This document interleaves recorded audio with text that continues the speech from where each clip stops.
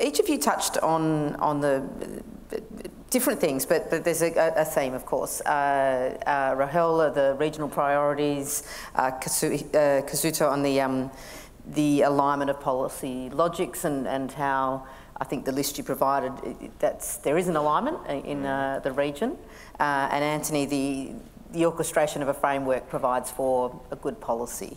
And given that, I wonder, what do you think then is, and you might have different opinions of course, what is the #1 priority then for policy development in this space?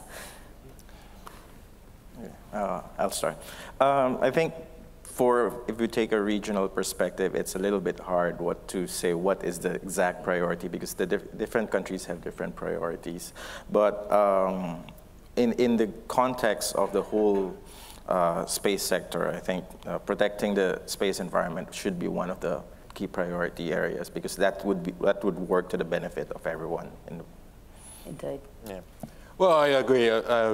I agree with Rogel, but at the same time, I think this is a very interesting time to make a big transition from the state-oriented space program to the private-oriented one. You know, there's a lot of private entities coming into space. So how to deal with this? I mean, protecting a space environment is one thing, and how to make the regulations and rules of the road to have a fair competition and make sure that these are not going to make sort of a confusion in the operations of the spacecraft in orbit.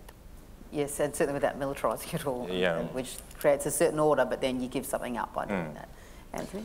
I certainly agree. If I had to pick one, I think it would be the question of debris, and specifically the question of trying to encourage greater transparency in space operations, which I think is a precursor to trying to solve that debris issue. If we fail to get that right, everything else is off the table, I think. And Anthony, you mentioned, and I apologise if I'm misquoting you, that it might, as progress into space, and there's a lot of it, as others have said, emerging space agency countries, and you said data might get harder to share amongst countries. Could you expand on that a little bit? Absolutely, and this is a fear, not necessarily a fact, but over the last couple of decades, one thing that the space community has done exceptionally well is to make data available. So, for example, the US Landsat data, which all of our countries depend on, has been essentially freely available and accessible, and that's been a real boon to the region. My worry is that if space becomes more contested and more competitive, then satellites like the Landsat series or its follow-ons will actually be kind of caught in the crossfire, and will be their capabilities will either be held behind commercial paywalls, or will be deemed, for whatever reason, valuable, and so they're not shared as openly as they are at the moment. And either you want to add to that at all? Well, I think on the one hand, the availability of the commercial services will enhance the data submission to, because you can get access to data if you pay. Then the problem is that these commercial services may be restricted by the certain political reasons, and particularly with regard to the military installments, etc., etc. So I think there were regulations, but I think these commercial there is sort of an overreaction to this the commercial dissemination of the information, and that is something that I'm worried about. I think from the emerging space nation perspective, data sharing is something that is foreign to most emerging space nations, because the natural tendency for new space nations is we want to keep the data, but that is something that has to be taken down. That if a country has a new satellite, the data should be open and freely available to everyone. Until emerging space nations can transcend that kind of mentality, then it's very hard for us to cooperate. So that's also our mindset, why we set up the data sharing policy for the Philippines, that everything is going to be freely available, just in the hope that other nations in the Southeast Asian region would follow step.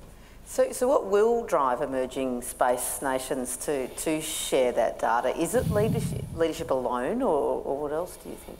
I think it's more on, like what Kazuto has mentioned, alignment of what are the priorities of these countries. Like, are they concerned in terms of security, or they want to use space technology for disaster management, resources monitoring, and having that idea, or knowing that by sharing resources between these countries, we can be more effective. We can do a lot more. We don't have to spend as much, because for us, spending in space alone, no matter how small, always gets questioned, because it's not considered a priority in some of the countries. So knowing that by sharing resources, by pooling all our satellites, making them into a constellation, into one constellation, then I think that would drive cooperation. And each of you have mentioned, and many people have mentioned throughout the day, about the issue with debris and protecting that environment of space. And obviously, humans have a record of degrading their own environment on Earth, so you might learn from that before, but I guess we can't see out there, so it's like out of sight, out of mind. Mm. Given that has been a priority of the conversation today, so what's the policy initiative that has to happen across regional institutions to try and do something about debris?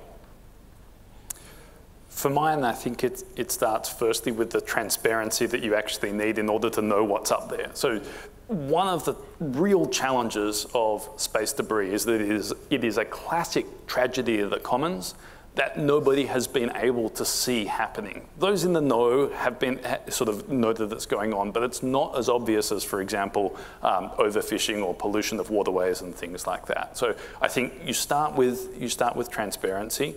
Then I think the initiatives to effectively stop more of the problem being created, which are underway at UN COPUOS and elsewhere, that's a really good start. So let's begin by not making the problem worse. And then the final step, which is the hardest step, is to say, well, what are we going to do about what's already up there? And I don't have the answer to that, unfortunately. I do think it's some combination between finding the right incentives to allow that to happen and finding a group of countries who are willing to kind of work together on the challenges of space debris being actually something that can be confused with aggressive space debris removal and aggressive space activity. And I think decoupling those is a real challenge, and if we can do it, we're well on the way. I think one of the issues that we still need to talk about is the awareness, the increasing awareness of particularly the newcomers, the commercial ventures who are investing in space is pursuing success, and they are doing everything onto the putting a satellite in orbit, but they are not really paying attention to what happens afterwards.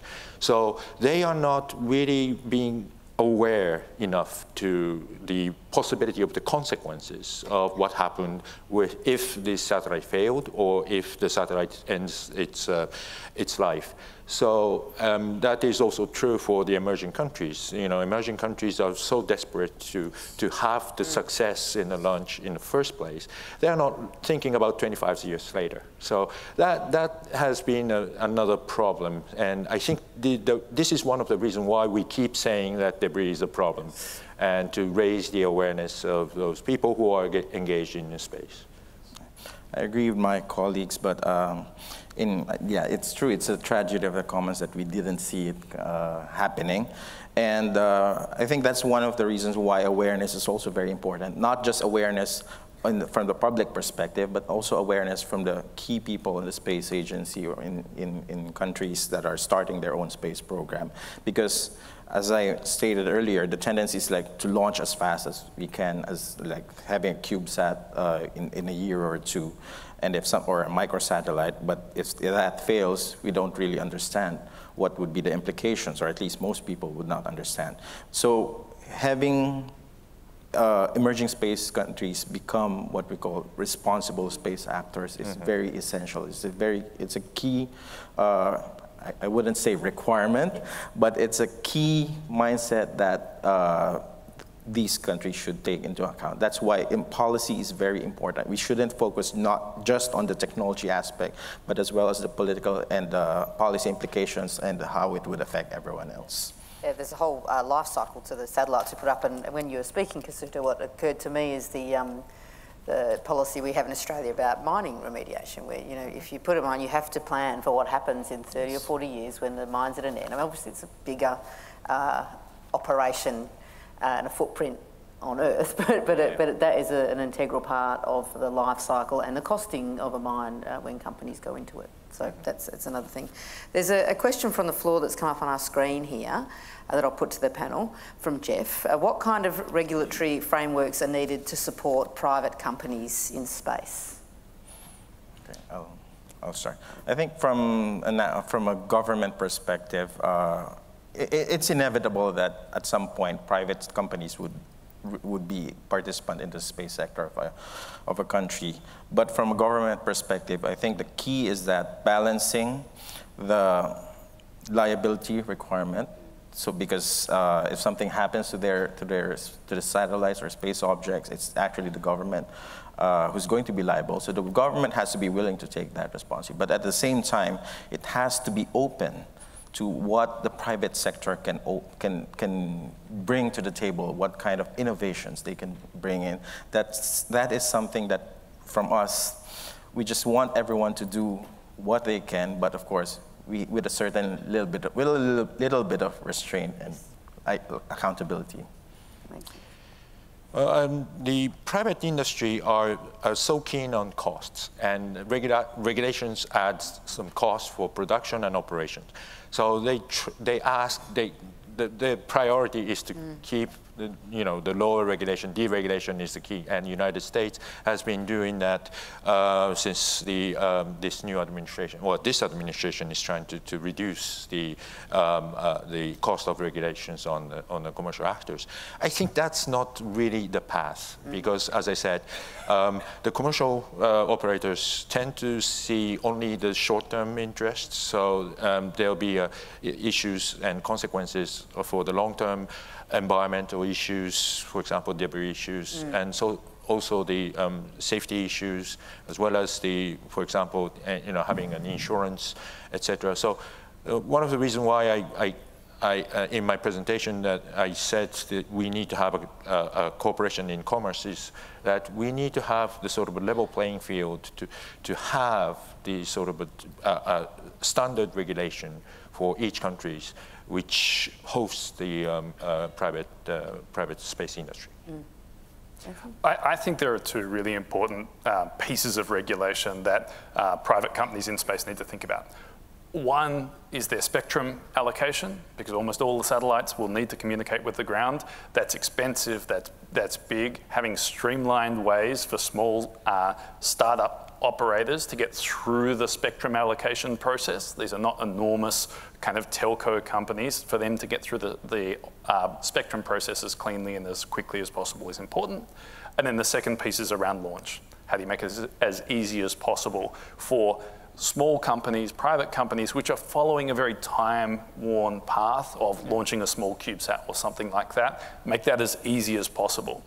Then the people who want to do something more far out need to accept that actually the regulatory burden on them is going to be much more extreme. If you're cleaning up debris or you're trying to start a launch company or something like that, the regulator will take more of an interest. But I think being able to say, if you're kind of within these guardrails and doing a reasonably normal space startup type operation, then you've got a very clear pathway to move through the regulation. I think that would help the startup companies at the moment.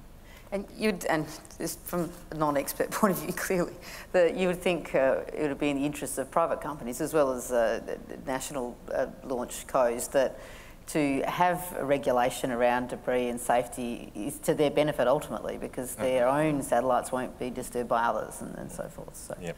With that, it's now time to wrap up onto the next panel. So I just want to thank very much Rogel, Kazuto and Anthony for being here today and for your words of wisdom. Thank you very much. Thank you.